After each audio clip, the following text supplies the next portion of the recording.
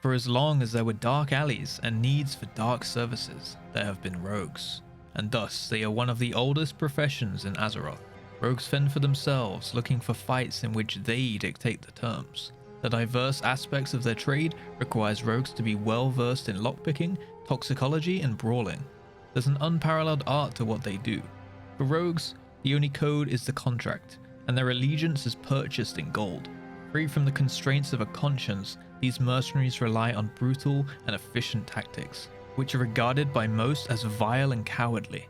As lethal assassins and masters of stealth, they will approach their marks from behind, piercing a vital organ and vanishing into the shadows before the victim even hits the ground.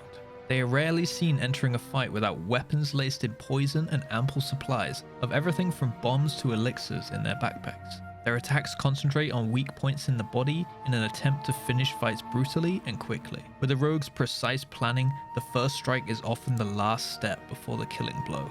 Rogue combat centers around spending their energy on instant attacks to build up combo points, which are then used to unleash more powerful finishing moves on the target. With their distinctive stealth ability, rogues are capable of sneaking through the shadows unnoticed. Rogues can also stifle their opponents with a variety of poisons, bleeds, stuns, and other disabling effects to keep them locked down, and are particularly elusive, having a number of strong defensive abilities to make them adept at escaping combat when the odds turn against them.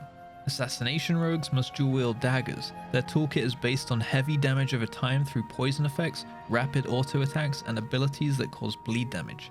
Careful planning is required to execute the rotation effectively, making the spec feel surgical. The main gameplay loop relies on building combo points slowly through Mutilate and spacing out your Envenom finishers to maintain a high uptime on the buff it provides, which will increase your poison application chance. On top of this, you can take advantage of short burst windows with Shiv, Exsanguinate, and Deathmark, previously known as Vendetta, increasing the nature damage you deal to the target and causing your bleeds and poisons to tick twice as hard.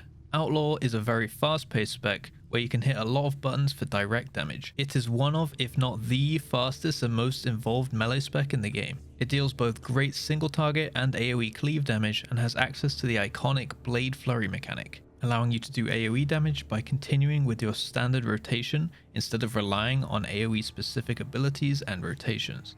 This does simplify your thought process slightly, so you can focus on just learning and perfecting the main playstyle.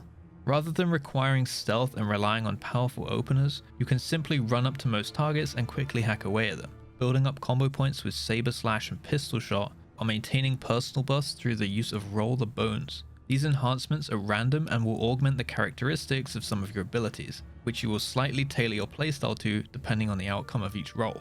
Outlaw rogues will constantly generate an insane amount of combo points, translating into a ton of finishers, not only doing damage directly, but also giving reduction to most of your offensive abilities cooldowns through a passive called Restless Blades. This also includes their main DPS cooldown, Adrenaline Rush. Subtlety rogues on the other hand like to stay in the shadows. Once they have initiated their attack, a Subtlety rogue focuses on accumulating as many combo points as possible in a short amount of time, relying on high burst damage at the beginning of combat and pooling energy to maximize damage during Shadow Dance windows, which will allow the use of powerful stealth specific abilities in combat.